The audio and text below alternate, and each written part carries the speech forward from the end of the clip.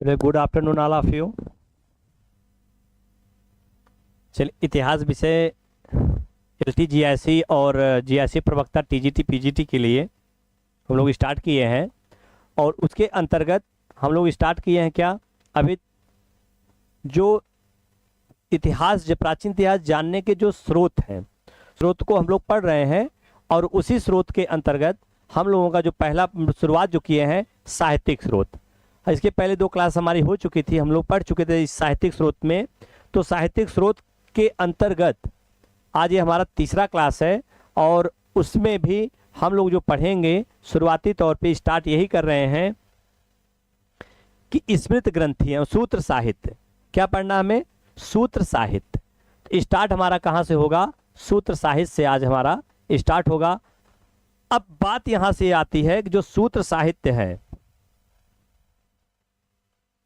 जो सूत्र साहित्य है,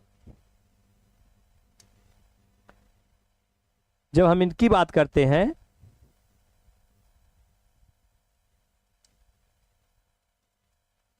सूत्र साहित्य के,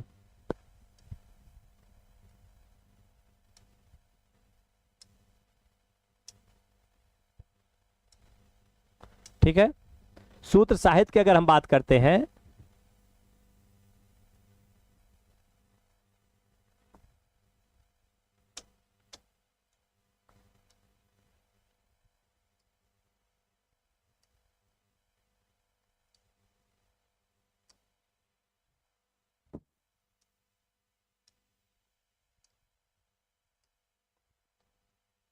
सूत्र साहित्य में, ठीक है, सूत्र साहित्य में जो हम लोग पढ़ते हैं, शुरुआत कहां से करते हैं? देखिए, जिस समय जब वैदिक साहित्य जो था, वैदिक साहित्य क्या था, वो धीरे धीरे क्या हो गया, वो कठिन होता चला जा रहा था।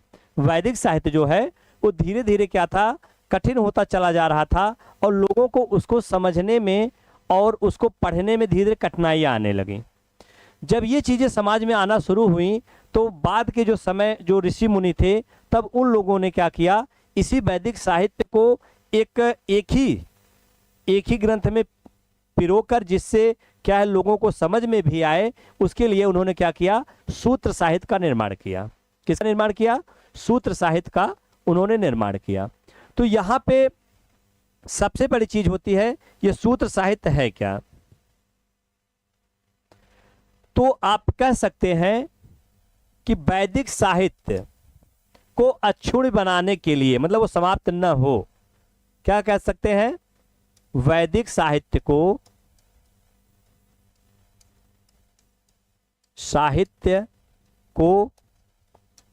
अक्षुण्ण बनाने के लिए,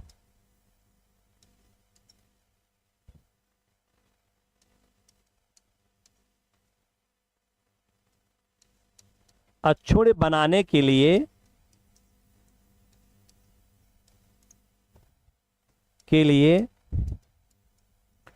सूत्र साहित्य की रचना की गई। सूत्र साहित्य की रचना की गई। सूत्र साहित्य की क्या की गई? रचना की गई। ठीक भैया, तो कहने का मतलब वैदिक साहित्य को अक्षुण्ण बनाने के लिए किसकी रचना की गई? सूत्र साहित्य की। अक्षुण्ण मतलब जो वैदिक साहित्य जो था वो धीरे धीरे, मतलब वो व्यवस्थित रूप से चलता रहे। कारण क्या था इसका लाने का? क्योंकि समय ऐसा आता चला गया कि वैदिक साहित्य धीरे धीरे कठिन होता चला गया। वैदिक साहित्य जो था धीरे धीरे कठिन होता चला गया। लोग उसको पढ़ने और समझने में लोगों को क्या होने लगी, समस्याएं होने लगी। इसी कारण जो बाद के जो ऋषि मुनि आए, उन लोगों ने क्या किया, वो इसमें एक सूत्र में पिरोकर एक व्यवस्थित रूप से एक ही ग्रंथ में रखने का प्रयास किया, जिसका नाम क्या रख दिया गया? सूत्र साहित्य। क्या रख दिया गया उसका नाम? सूत्र साहित्य। अब सूत्र साहित्य में भी कुछ ऐसे सूत्र साहित्य थे जिसमें एक नाम आता है कल्प सूत्र था, कल्प सूत्र का। तो कहने का मतलब अगर इसमें देखा जाए, इसमें विध और विधान, मतलब जिस सूत्र साहित्य में, जिस सूत्र साहित्य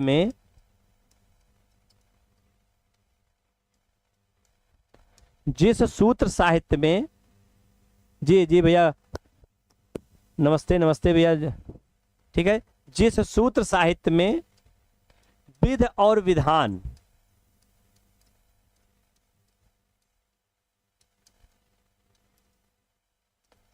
का उल्लेख हो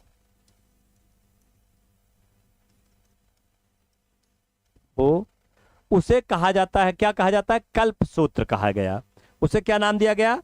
कल्प सूत्र नाम दिया गया। जिस सूत्र साहित्य में विध विधान का उल्लेख हो या विध विधान के नियमों का प्रतिपादन किया गया हो उसे क्या कहते हैं? कल्प सूत्र कहते हैं। कल्प सूत्र कहते हैं। ध्यान रखना है आपको, बस दिमाग में चीजें रखनी है। जिस समय जब वैदिक साहित्य जो था, क्योंकि वैदिक साहित्य पीछे हम लोगों ने पढ़ा है क्या क्या था, जब वैदिक साहित्य जो था, जब धीरे धीरे उसमें कठिनाइयां आने लगी, लोगों को पढ़ने में समस्याएं होने लगी, उसको सरल और व्यवस्थित रूप में रखने के लिए जो ऋषि मुनि थे, जो बाद के जो विद्वान थे, उनके द्वारा एक जो उसी को व्यवस्थित रखने के लिए एक सूत्र साहित्य की क्या की गई? रचना की गई। ठीक है। और उस सूत्र साहित्य में जो विध विधान का उल्लेख हो जिस सूत्र साहित्य में, या जिसमें उनका प्रतिपादन किया गया हो, तो उसको क्या कहते हैं? उसको क्या कहा गया? कल्प सूत्र कहा गया। क्या कहा गया? कल्प सूत्र कहा गया। अब जो कल्प सूत्र है, अब ये जो कल्प सूत्र है, इस कल्प सूत्र के कुछ प्रकार हैं। कल्प सूत्र के अगर प्रकार की बात करते हैं तो कल्प सूत्र के 4 प्रकार हैं। कितने प्रकार हैं? 4 प्रकार हैं। ठीक है। कल्प सूत्र के कितने प्रकार हैं? 4 प्रकार हैं। पहला कौन सा है? स्रोत सूत्र। पहला कौन सा है? स्रोत सूत्र।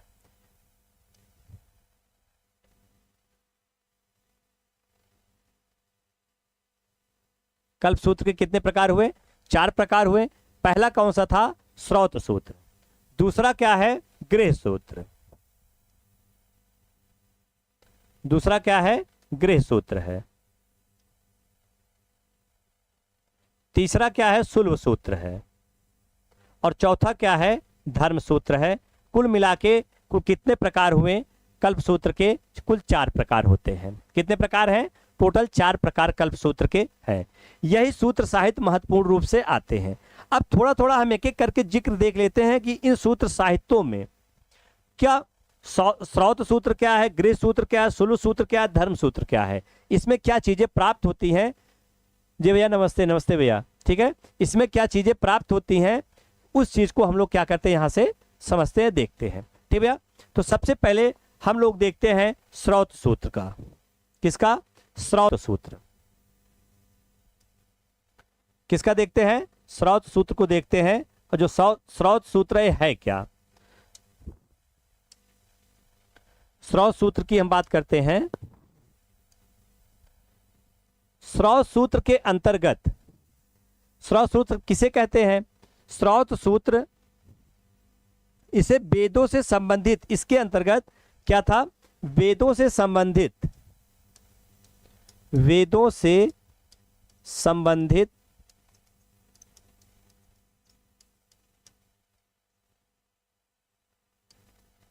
जो यज्ञ भाग होता था, यज्ञ भाग का उल्लेख इसमें मिलता था।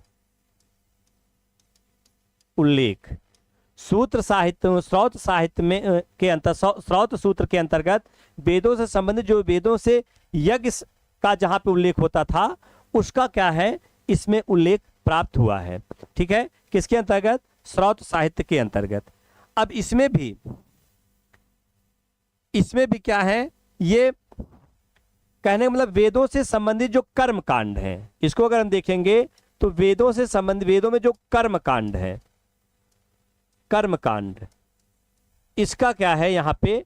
इसमें उल्लेख किया गया है। किसके अंतर्गत? स्रोत साहित्य, स्रोत सूत्र के अंतर्गत। किसके अंतर्गत? स्रोत सूत्र के अंतर्गत। ठीक है। इसके बाद अगला आता है गृह सूत्र। क्या आता है? गृह सूत्र।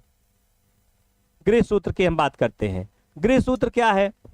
जब हम गृह सूत्र की बात करते हैं तो गृह सूत्र में क्या महत्वपूर्ण चीजें हैं, वो चीज उसको हमको ध्यान देना है कि गृह सूत्र यह सरल दैनिक क्रियाओं को से, जो दैनिक क्रियाएं होती, डेली की जो क्रियाएं होती थी उससे जुड़ा हुआ था, मतलब उसका उल्लेख इसमें मिलता है। मतलब उस समय में वैदिक साहित्य से संबंधित जो दैनिक क्रियाएं होती थी उसका जो उल्लेख मिलता था वो किसमें मिलता था?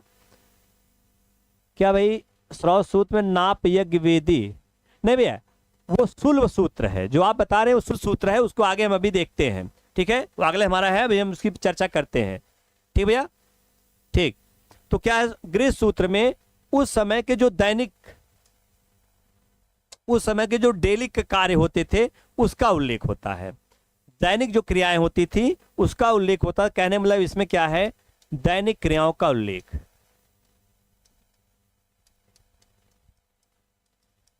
क्रियाओं का उल्लेख होता है। एक चीज और है, यही गृह सूत्र के अंतर्गत, गृह सूत्र के अंतर्गत अगर पूछा जाए 16 संस्कारों का जो उल्लेख मिलता है, जो संस्कारों का उल्लेख मिलता है वो इसी के अंतर्गत मिलता है। क्या? 16 संस्कार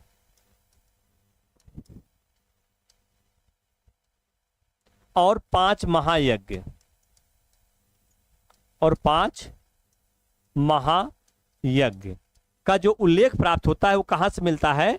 वो प्राप्त होता है गृह सूत्र से। तो ये प्रश्न आपका बन जाता है कि 16 संस्कारों का सर्वप्रथम उल्लेख कहां प्राप्त होता है? 16 संस्कारों का सर्वप्रथम उल्लेख कहां प्राप्त होता है? तो 16 संस्कारों का सर्वप्रथम उल्लेख कहां मिलता है? गृह सूत्र में मिलता है।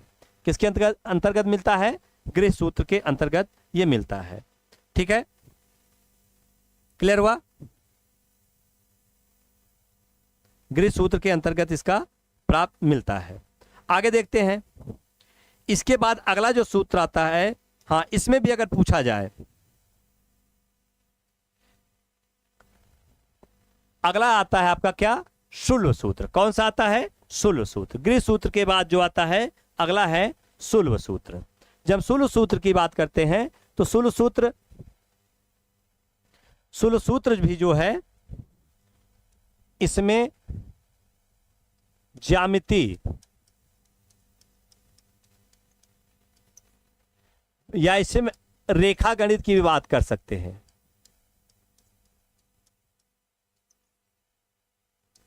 से यह संबंधित है।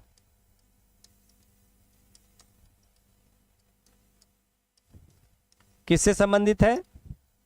ज्यामिति या रेखा गणित से यह क्या है? यह संबंधित है। तो जो अब इसमें होता क्या था, इसी में जो यज्ञ वेदी हुआ करती थी, यज्ञ वेदी या यज्ञ वेदियों के जैसे जो यज्ञ वेदी बनाई गई, इसका जो नाप किया जाता था, इसकी जो माप की जाती थी, वो इसका जो उल्लेख मिलता है शुल्ब सूत्र के अंतर्गत मिलता है। किसके अंतर्गत मिलता है? शुल्ब सूत्र के अंतर्गत मिलता है। इसीलिए माना जाता है यह ज्यामिति का यहाँ से जन्म होता है, या रेखा गणित का जो जन्म माना जाता है वो शुरुआती प्रारंभिक तौर पर वो माना जाता है शुल्ब सूत्र से ही माना जाता है। किससे माना जाता है? शुल्ब सूत्र से ही माना जाता है। ठीक भैया, क्लियर हो भैया? अगला क्या है? धर्म सूत्र।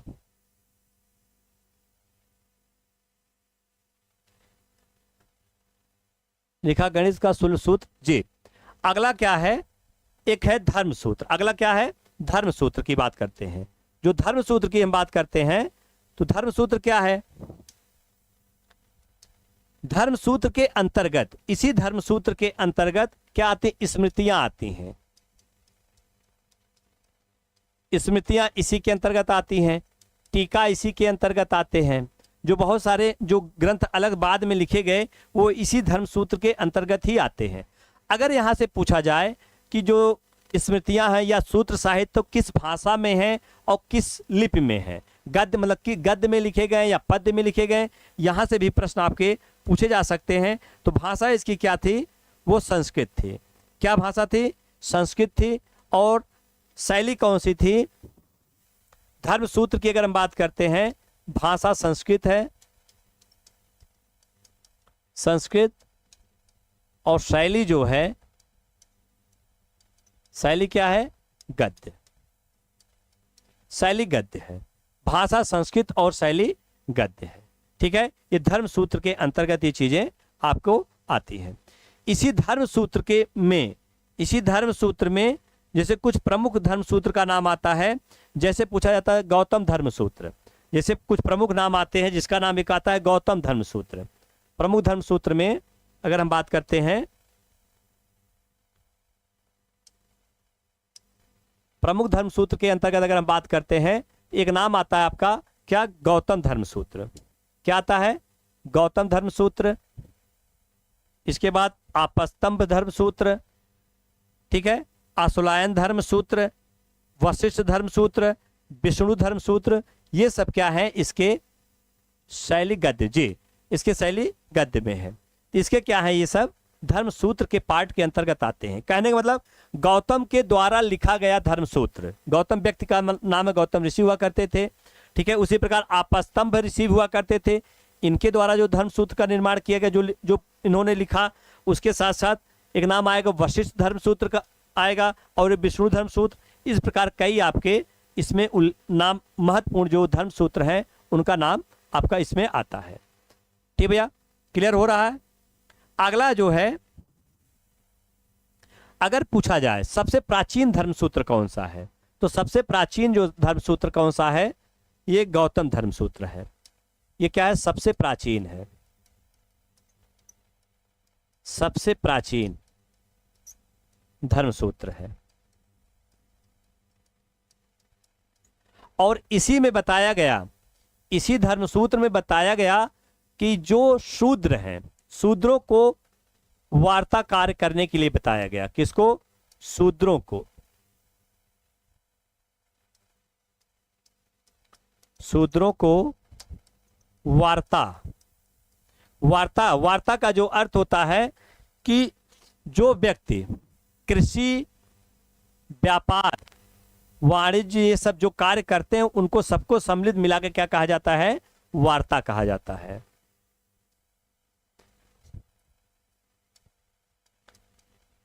कृषि, वाणिज्य एवं व्यापार, ये सबको मिलाकर क्या कहा जाता है, वार्ता। इसका मतलब शूद्रों को भी गौतम ने क्या कहा कि इनको भी वार्ता मतलब कृषि का, व्यापार करने का इनका क्या है, अधिकार इनका भी है। किसका, शूद्रों को भी। ये दिया था किसने सबसे पहले बताया, सबसे पहले बताने का श्रेय किसे जाता है, वो गौतम ऋषि को ही जाता है। ठीक है। इसके बाद अगला जो आता है, ये आपस्तंभ अगर धर्म सूत्र की बात करते हैं, देखिए सारे सूत्रों, धर्म सूत्रों की रचना जो थी वो उत्तर भारत में हुई थी। कहां पे हुई थी, उत्तर भारत में हुई थी। लेकिन जो आपस्तंभ धर्म सूत्र है, इसकी जो रचना हुई है, इसकी रचना दक्षिण भारत और मुख्य रूप से कहां पर, आंध्र प्रदेश में हुई है। आंध्र प्रदेश में कहां पे हुई है, आंध्र प्रदेश में। तो पूछा जाता है कि आपस्तंभ कौन से धर्मसूत्र की रचना दक्षिण उत्तर भारत में नहीं बल्कि दक्षिण भारत में हुई थी, तो कौन सी हुई है, वो आपस्तंभ धर्मसूत्र है। क्या भैया, आपस्तंभ धर्मसूत्र है। ठीक है, क्लियर हुआ। ठीक, अगला क्या है, वशिष्ठ। अगला क्या है, वशिष्ठ धर्मसूत्र। इसमें यह बताया गया, इसमें क्या बताया गया, इसमें कहा गया कि भाई साहब कि इन्होंने स्त्रियों को, इन्होंने क्या किया, स्त्रियों को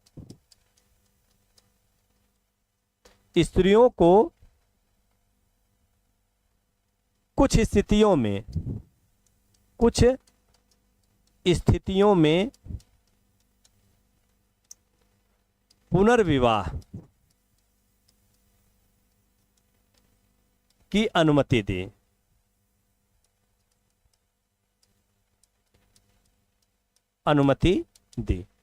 इन्होंने कुछ स्थितियों में स्त्रियों को पुनर्विवाह की अनुमति दी। Very good.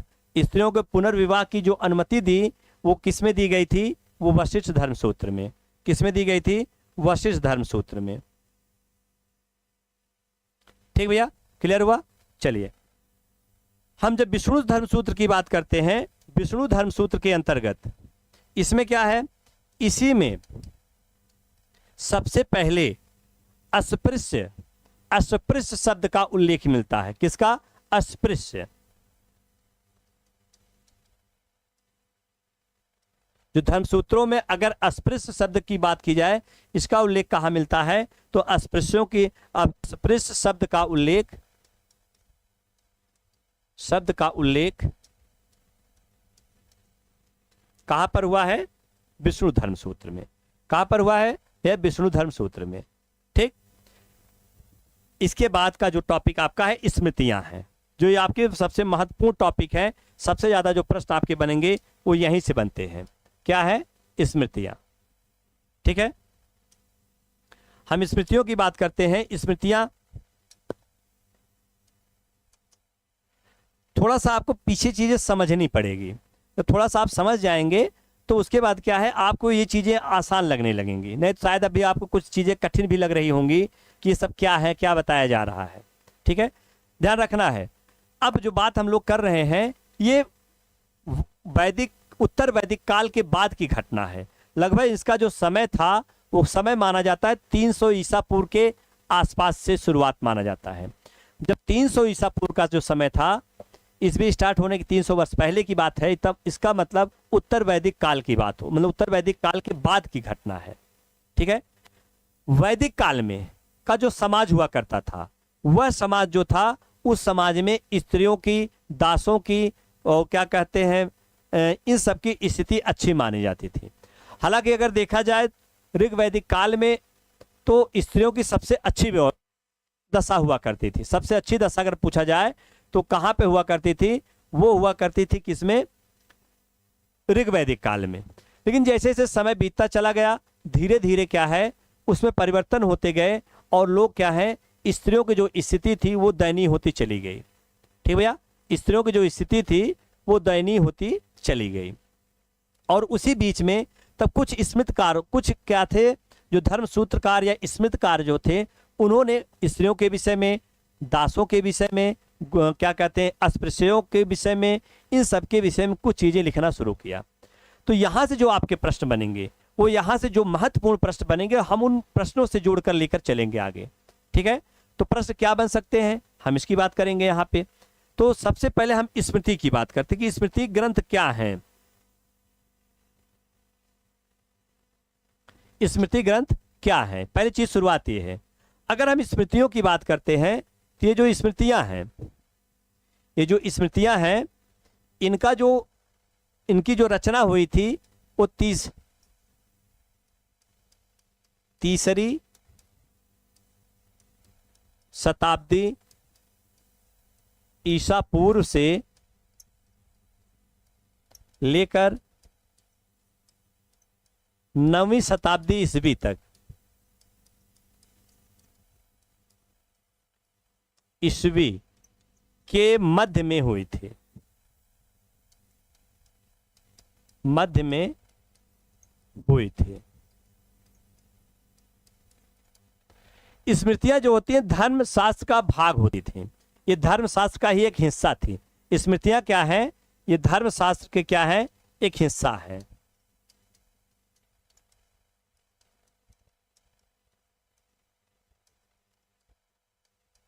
धर्मशास्त्र के भाग हैं।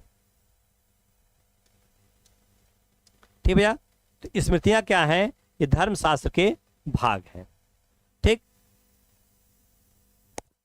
अब इसमें भी एक प्रश्न उठता है कि जो स्मृतियां हैं वो किस शैली में लिखी गई, किस भाषा में लिखी गई हैं। ठीक है, तो स्मृतियों की जो शैली है ये किस में है? पद्य शैली में। पद्य शैली, पद्य शैली और संस्कृत भाषा में लिखी गई है।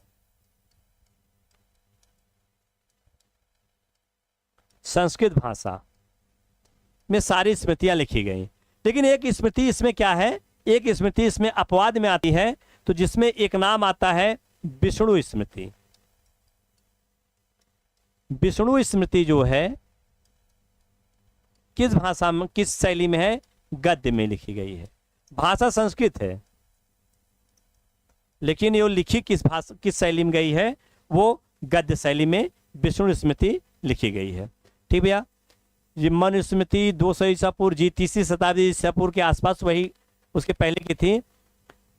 सारी पद्य में है विष्णु जी, जी वेरी गुड। तो अभी ये हमने बताया विष्णु स्मृति जो है वो पद्य शैली में सारी स्मृतियां हैं और संस्कृत भाषा में है, लेकिन विष्णु स्मृति जो है ये अपवाद में है, इसको आप अपवाद कह सकते हैं, एक्सेप्शन के रूप में इसको आप रख सकते हैं। यह किसमें है? यह गद्य शैली में है।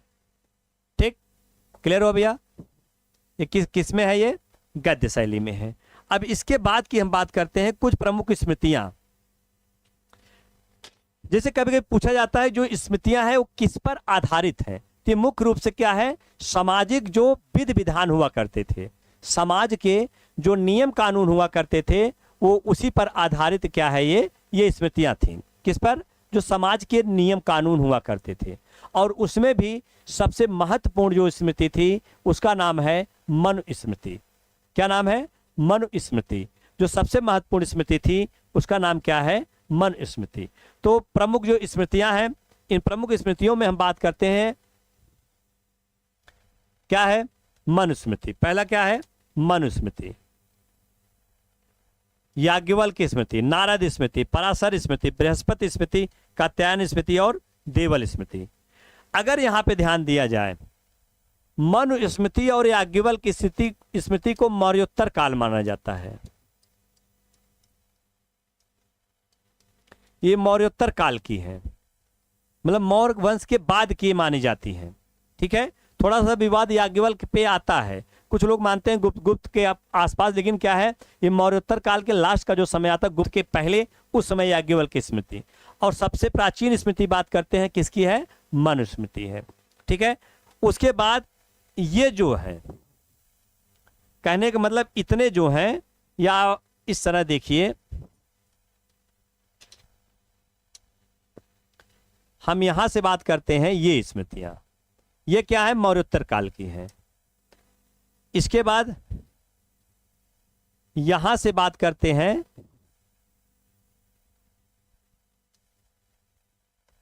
ये स्मृतियां जो हैं ये किस काल की हैं?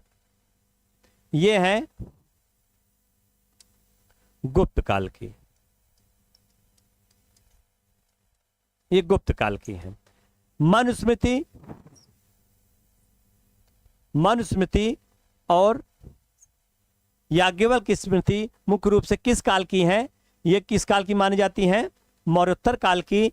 लेकिन नारद स्मृति, पराशर स्मृति, बृहस्पति स्मृति, कात्यायन स्मृति, ये किस काल की है? ये गुप्त काल की है। ठीक है, एक बच रहा आपका देवल स्मृति, इसको माना जाता है पूर्व मध्यकाल। पूर्व मध्यकाल कहने मतलब सबसे लास्ट की जो स्मृति मानी जाती है वो कौन सी स्मृति है? वो देवल स्मृति है। कौन सी स्मृति है? देवल स्मृति है। ठीक भैया, क्लियर? चलिए आगे देखते हैं।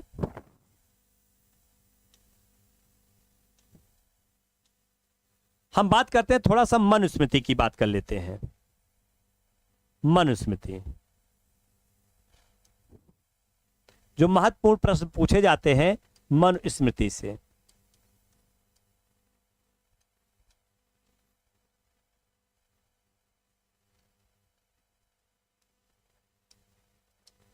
मनुस्मृति,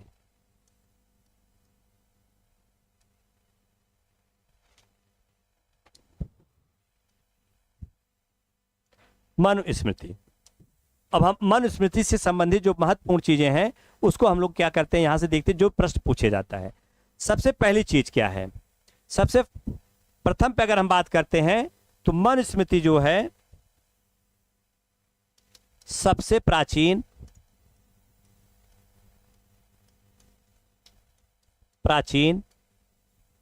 और सबसे प्रामाणिक है।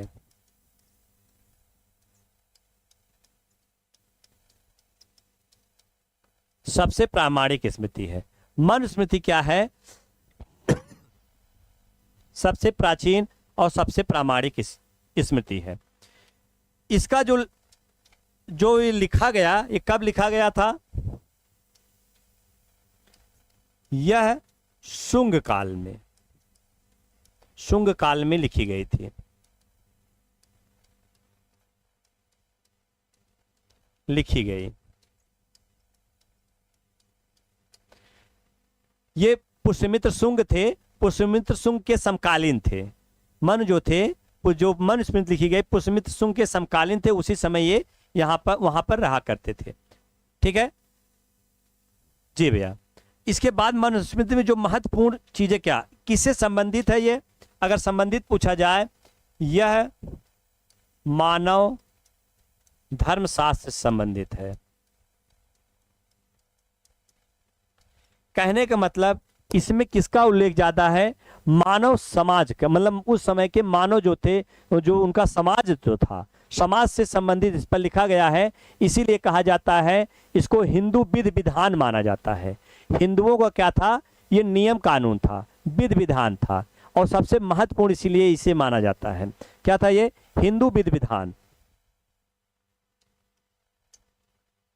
हिंदू विधि विधान स्मृति।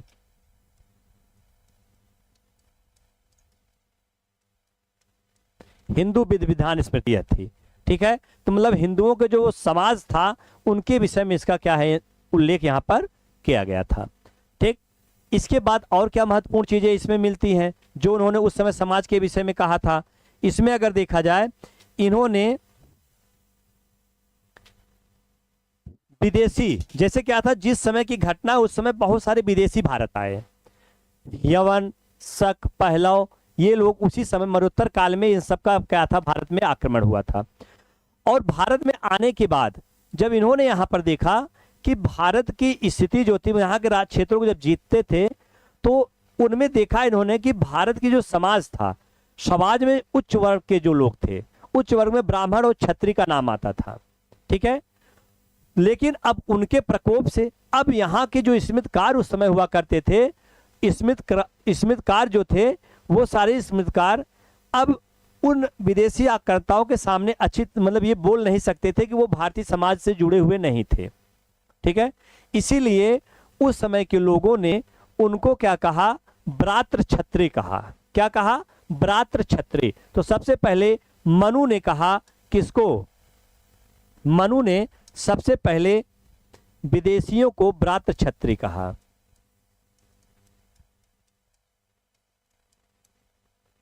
को ब्रात्य क्षत्रिय कहा। इन्होंने अपने स्मृति में इसका उल्लेख किया, ब्रात्य क्षत्रिय का उल्लेख इन्होंने इसमें किया था। ठीक है, किसने किया था, मनु ने किया था।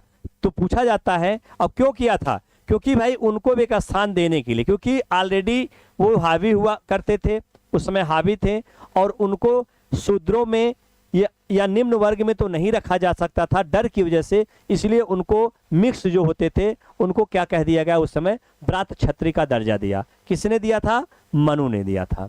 किसने दिया, मनु ने दिया। ठीक भैया, क्लियर है। इसके बाद इन्होंने कुछ उस समय समाज की जो विवाह प्रथा थी, तो विवाह प्रथा में एक थी, जैसे क्या था, किसी के पति अगर मर जाता था, एक्सपायर हो जाता था, तो वो स्त्री विधवा हो जाती थी। इन्होंने उसको विधवा विवाह और तलाक प्रथा, जो तलाक दे दिए जाते, इन दोनों को क्या किया था, प्रतिबंध लगाया था। विधवा विवाह नहीं हो सकता, या क्या कहते हैं, तलाक नहीं दिया जा सकता। इनका ये कहना था कि जो विवाह संस्कार होता है, जब विवाह हो जाता है, वो जन्म और जन्मांतर का संबंध होता है। ठीक है, ये मनु का मानना था। तो कहने का मतलब कि मनु ने तलाक और विधवा विवाह, विधवा पुनर्विवाह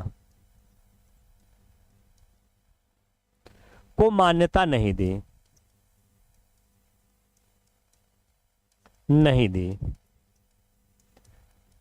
तलाक और विधवा पुनर्विवाह को इन्होंने मान्यता नहीं दी। ठीक है, ठीक, क्लियर हुआ भैया। दूसरी चीज, थोड़ा सा ये स्त्रियों को लेकर इनकी जो सोच थी, वो अपने को मतलब स्त्रियों के पर्दे के रूप में ही रखना चाहते थे। यहां तक कि इन्होंने पठन पाठन मतलब वेदों को पढ़ने पर भी प्रतिबंध लगा दिया था। स्त्रियों को वेदों को पढ़ने पर भी इन्होंने क्या किया था, प्रतिबंध लगा दिया था। किसने, मनु ने। ठीक है, तो यहाँ पर तलाक और विधवा पुनर्विवाह पर इन्होंने क्या किया था, कुछ उल्लेख नहीं किया, और उस पर इन्होंने किया, समझ लीजिए, मान चलिए उस पर प्रतिबंध ही इन्होंने लगाया था। ठीक भैया, क्लियर हुआ। अगला प्रश्न देखते हैं, इसके बाद हम देखते हैं इसके बाद क्या और महत्वपूर्ण चीजें मनुस्मृति में मिलती हैं, क्योंकि ये सब प्रश्न बनते हैं लाइन टू लाइन, इसीलिए हम लोगों को क्या करना है, लाइन टू लाइन इस पे पढ़ना है।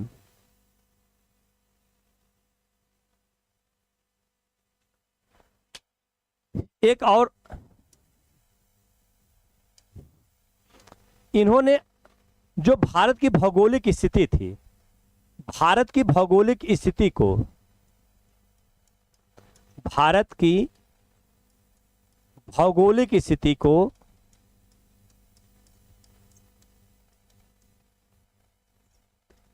को चार भागों में बांटा, चार भागों में विभाजित किया था, चार भागों में विभाजित किया।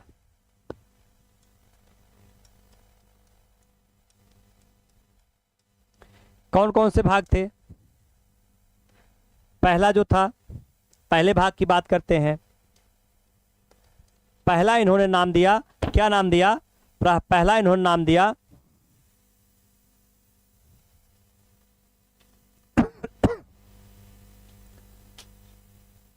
क्या मौन रहा विधवा जी? नहीं दी, ठीक। तो इन्होंने पहला नाम क्या दिया? ब्रह्मवर्त।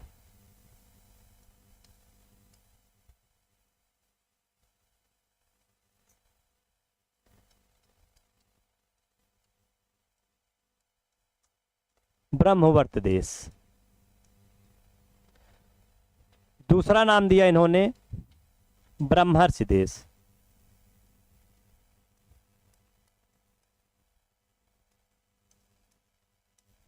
और तीसरा नाम दिया मध्य देश।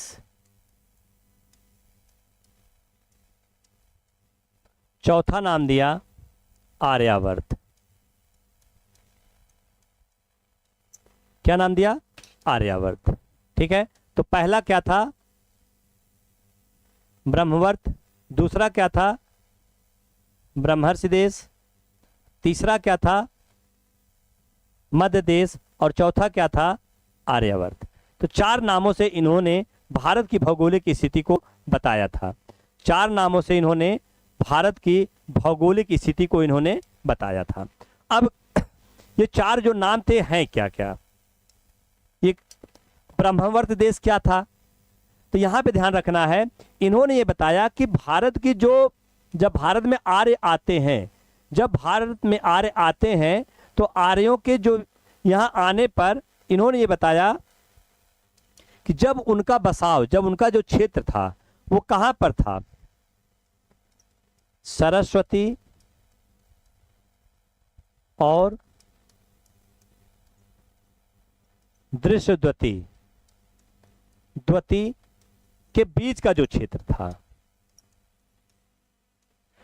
सरस्वती और दृश्यद्वती के बीच का जो क्षेत्र था, उसको उन्होंने नाम क्या दिया? ब्रह्मवर्त देश नाम दिया। क्या नाम दिया? ब्रह्मवर्त देश नाम दिया। ठीक है, ब्रह्मर्ष देश क्या, इन्होंने किसको, किसे ब्रह्मर्ष देश कहा? गंगा और यमुना के दोआब को, गंगा और यमुना के दोआब को इन्होंने क्या नाम दिया था? गंगा यमुना दोआब को इन्होंने ब्रह्मर्षि नाम दिया। ध्यान रखना है, टीजीटी 2016 में यह प्रश्न पूछा गया है कि मनुस्मृति के अनुसार ब्रह्मवर्त देश जो थे वो किस किन नदियों के बीच के क्षेत्र थे? तो सरस्वती और दृश्यद्वती नदी के बीच के क्षेत्र थे। ब्रह्मर्ष देश जो थे गंगा और यमुना नदी के क्षेत्र के दोआब का जो क्षेत्र था। मध्य देश की हम बात करते हैं, तो जब हम मध्य देश को देखते हैं, मध्य देश कौन सा क्षेत्र था? अब इनका विस्तारित क्षेत्र था, कहने मतलब गंगा यमुना का विस्तारित क्षेत्र। कहने का मतलब जो आर्य आए थे भारत, तो जब भारत आर्य आते हैं तो इनको पहले ब्रह्मवर्त देश में रहते हैं, मतलब इनका जो क्षेत्र था इस नदी के बीच, इसको ब्रह्मवर्त कहा गया। जब इनका और विस्तार होता और क्षेत्र में इनका फैलाव होता है गंगा और यमुना के दोआब क्षेत्र में, ठीक। इसके बाद फिर जब गंगा यमुना दोआब के क्षेत्र से भी इनका और आगे विस्तार होता है, उसका क्या नाम दिया गया, इन्होंने नाम दिया मध्य देश। और अंतिम इन्होंने नाम क्या दिया, एक और नाम दिया जिसका नाम क्या था, आर्यावर्त क्षेत्र। आर्यावर्त, आर्यावर्त क्षेत्र कहने मतलब ये मध्य देश, मध्य देश का विस्तारित क्षेत्र था, क्षेत्र मध्य देश का विस्तारित क्षेत्र था। इसको इन्होंने क्या नाम दिया, आर्यावर्त नाम दिया। तो मनु ने 4 प्रकार के भारत की भौगोलिक स्थिति को 4 भागों में डिवाइड किया था। और उस समय उन्होंने ये बताया कि जो आर्य यहाँ पर आए थे, तो आर्यों के क्या है, यहाँ पे आए तो कैसे कैसे उनका विस्तार हुआ, किन किन क्षेत्रों पर वो अपना प्रसार किए थे। ठीक है, यहां तक क्लियर हुआ। एक प्रश्न और यहां से बन जाता है कि मनुस्मृति के टीकाकार कौन थे, इस पर टीका किसने लिखा था। तो इसमें नाम आता, भारुच का नाम आता है, मेधातिथ का नाम आता है, कुल्लुक भट्ट का नाम आता है। ये सब क्या है, मनुस्मृति के टीकाकार हैं। अगर हम टीकाकार की बात करते हैं, टीकाकार की हम बात करते हैं, तो टीकाकार के अंतर्गत कौन कौन से आते हैं, कौन कौन लोग। एक नाम आता है भारुची, भारुच थे। एक नाम आता है मेधातिथि, इनका यही ज्यादा फेमस है, मेधातिथि का, जो मनुस्मृति पर इन्होंने टीका लिखा था। ठीक है, और कुल्लुक भट्ट, कुल्लुक भट्ट, ये क्या थे, मनुस्मृति के टीकाकार हुआ करते थे। ठीक भैया, ये मनुस्मृति के क्या थे, टीकाकार थे। इसके बाद की बात करते हैं, इनके समय में, मतलब इसका कभी कभी पूछ लिया जाता है, मनुस्मृति का अंग्रेजी भाषा में अनुवाद किस नाम से हुआ था, ये पूछा जाता है, अंग्रेजी भाषा में अनुवाद किस नाम से हुआ था। तो अगर अंग्रेजी भाषा की बात करते हैं तो मनुस्मृति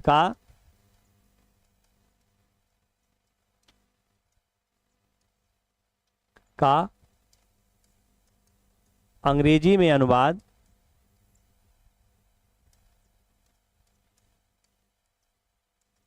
अनुवाद 1776 ईस्वी में, कब हुआ था, 1776 ईस्वी में मनुस्मृति का अंग्रेजी में अनुवाद 1776 ईस्वी में हेलहेक के द्वारा, किसके द्वारा किया गया था, हेलहेक के द्वारा।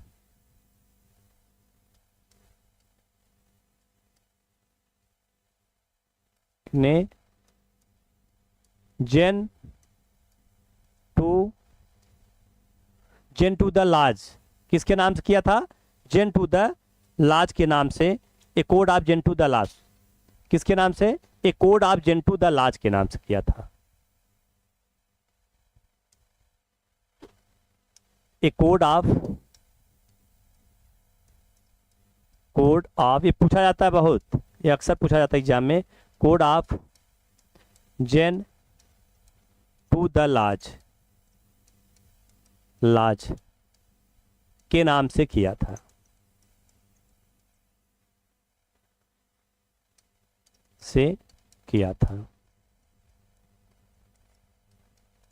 ठीक है, किसके नाम से, एक code of gen to the लाज के नाम से 1776 ईस्वी में हेलहेक ने किया था।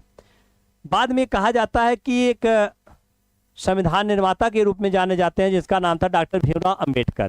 किसका नाम था, क्या है, डॉक्टर भीमराव अंबेडकर। उन्होंने जब मनुस्मृति को पढ़ा, मनुस्मृति को उन्होंने क्या किया था, फाड़ दिया और उसको क्या किया था, जला दिया था।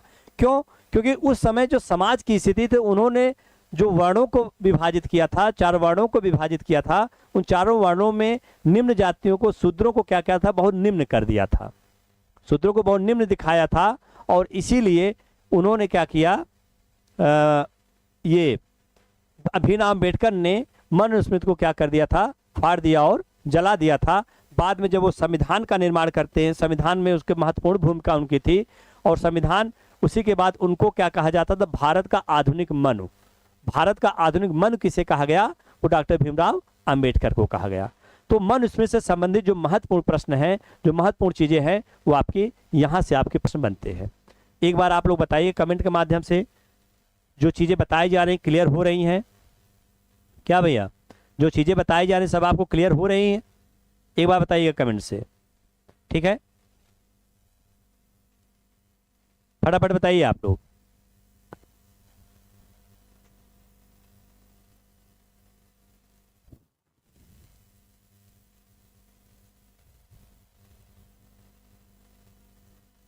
क्या भाई?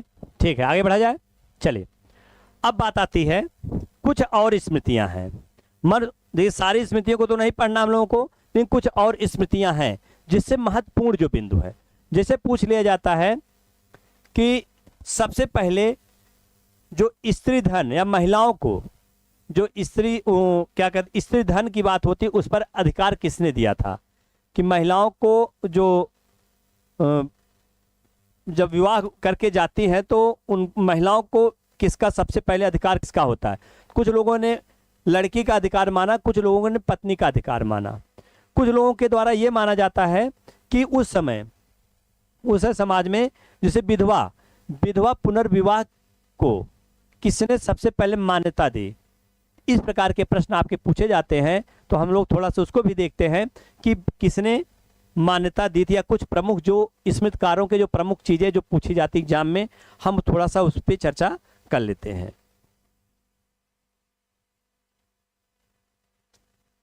चलिए, तो एक नाम आता आपका याज्ञवल्क, एक नाम आता है याज्ञवल्क स्मृति। तो याज्ञवल्क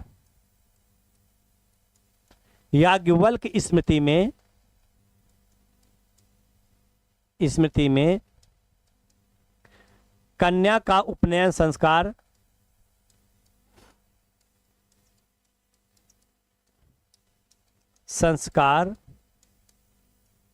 और विद्यारंभ का और विद्याध्ययन पर प्रतिबंध लगाया गया था।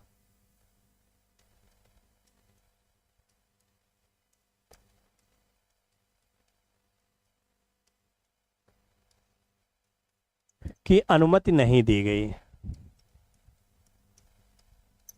नहीं थी। मतलब याज्ञवल्क ने कहा कि कन्याओं को उनका उपनयन संस्कार नहीं हो सकता है, और कन्याओं का क्या है, उनको विद्या अध्ययन की भी क्या है, अनुमति नहीं है। ये चीजें किसने कहा था? ये किसने कहा? ये याज्ञवल्क स्मृति में मिलता है।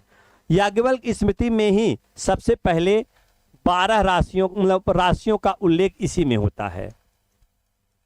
राशियों का उल्लेख इसी में होता है। इसी में सबसे पहले राशियों, जो 12 राशियां आप देखते हैं, तो राशियों का जो सबसे पहले संस्कृत भाषा के ग्रंथों में राशियों का पहला उल्लेख किसमें होता है? वो याज्ञवल्क स्मृति में ही होता है। ठीक है। इसके बाद एक नाम आता है नारद और पराशर स्मृति। हाँ, थोड़ा सा एक चीज और जानिए, यहीं पे याज्ञवल्क पे ही, याज्ञवल्क इसको जाने तब नारद और पराशर उसकी बात करते हैं। याज्ञवल्क स्मृति में ही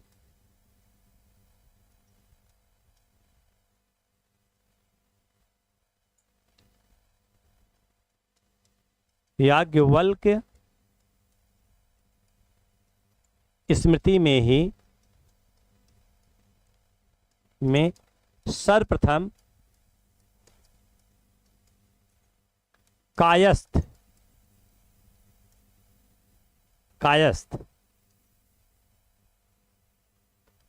का उल्लेख मिलता है। उल्लेख मिलता है।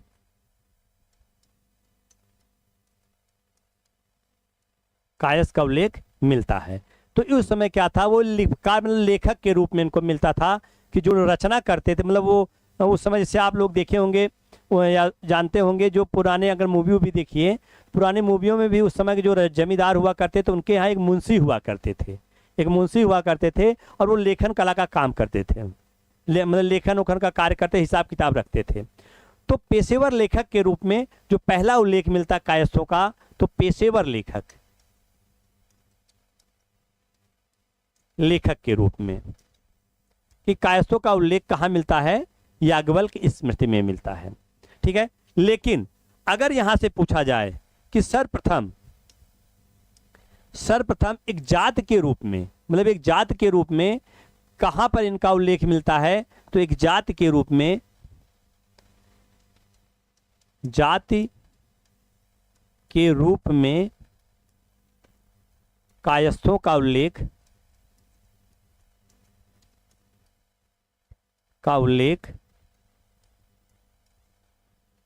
सर्वप्रथम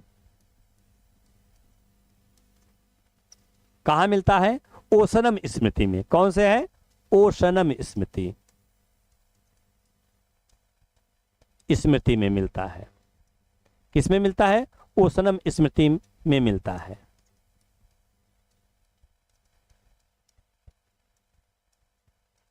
ओशनम स्मृति में मिलता है। ठीक भैया, किसमें मिलता है, ओशनम स्मृति में। सर्वप्रथम एक जात के रूप में अगर कायस्थों की बात करते हैं तो ओशनम स्मृति में मिलता है। ठीक, अब इसके बाद कुछ चीजें और आती हैं, जैसे पूछा जाता है विधवा पुनर्विवाह का उल्लेख। विधवा पुनर्विवाह का उल्लेख किस स्मृति में मिलता है,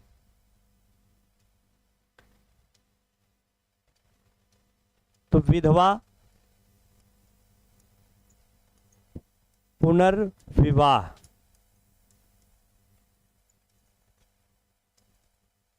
का उल्लेख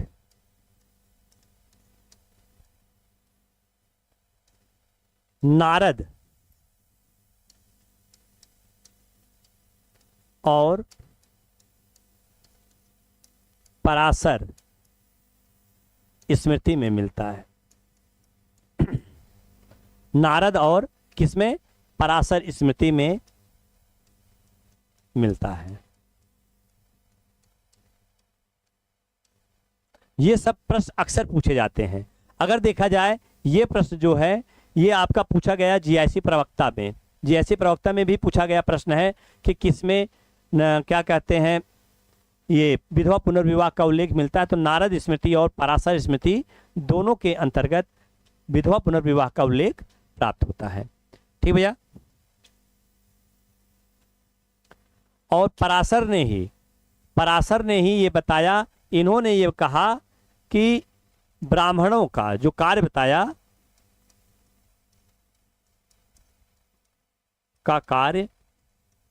ब्राह्मणों का कार्य कृषि कार्य बताया।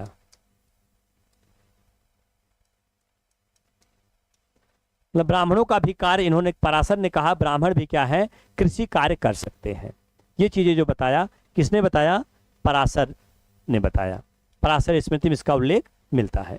तो कहने का मतलब हम लोग क्या पढ़ रहे थे, जो साहित्यिक स्रोत में वैदिक साहित्य पढ़ रहे थे, और वैदिक साहित्य के अंतर्गत वैदिकोत्तर साहित्य का ये अंतिम भाग था, मतलब अंतिम वो था क्या, स्मृतियों तक। ठीक है, इसके बाद फिर हम लोग अलग से बात करेंगे कुछ थोड़ा सा। देखिए यहाँ पे हम लोग चर्चा करेंगे, ज़्यादा लंबा नहीं लेंगे, थोड़ा बौद्ध साहित्य की बात करेंगे, थोड़ा जैन साहित्य की बात करेंगे, उसके बाद हम लोग पुरातत्व साहित्य की बात करेंगे, पुरातत्व की बात करेंगे। ठीक है, तो 2-3 क्लास अभी और चलेगी आपकी साहित्यिक, उसमें साहित्यिक स्रोत के, सॉरी क्या कहते हैं, इतिहास जानने के स्रोत के अंतर्गत। और उसके बाद फिर हम लोग टॉपिक पे आना, मतलब जो अध्याय है उस पे आना शुरू करेंगे। जैसे चाहे पाषाण काल की बात करेंगे, फिर उसके बाद सिंधु सभ्यता की बात करेंगे, वैदिक सभ्यता की अन्य जो हैं, इसके बाद हम लोग आगे बढ़ेंगे। तो शुरुआती हमारा यही है। तो यहाँ तक आज की क्लास हमारी यहीं तक रहेगी। ठीक है, और ऐप पे भी आपको ये क्लास मिल जाएगी, आप लोग ऐप को डाउनलोड कर लीजिए, क्योंकि बहुत लंबे समय तक हम लोग यूट्यूब पे लेकर नहीं चल सकते। ठीक है, और इसीलिए क्या है, हमारा जो प्रयास है पूरा डिटेल अच्छे से पढ़ाने का हम लोग क्या कर रहे हैं, यहाँ से प्रयास कर रहे हैं। ठीक भैया, चलिए आज की क्लास यहीं तक। इसके बाद क्लास कैसी लगी एक बार आप लोग बताइएगा। ठीक है, कमेंट अपने आप लोग देते रहिएगा, शेयर करते रहिएगा, लाइक करते रहिएगा, बढ़ाते रहिएगा। ठीक है भैया, ठीक है। और बाकी जो भी आपको सूचना है लेनी है आप उस जो द स्मार्ट विजन क्लासेस पे जो ये मोबाइल नंबर है इस पे आप सूचना ले सकते हैं, जो भी जानकारी आपको लेनी है। और इसके बाद क्या है, आप ये ऐप जरूर डाउनलोड कर लीजिएगा। ऐप डाउनलोड कर लेंगे, इसके साथ साथ हमारे बहुत सारे कोर्सेज हैं, उस ऐप पे आपको आईडी मिल जाएगा। बहुत सारे वहाँ पे हम लोगों को टेस्ट सीरीज भी है, वहाँ पे एनसीईआरटी बुक भी अपलोड कर दिया गया है। बहुत सारी चीज़ें हैं जो आपको ऐप के माध्यम से मिल जाएंगी। ठीक भैया, चलते हैं। इसके बाद फिर अगली क्लास में हम लोग मिलते हैं नेक्स्ट क्लास में। ठीक है, चलिए बहुत बहुत धन्यवाद।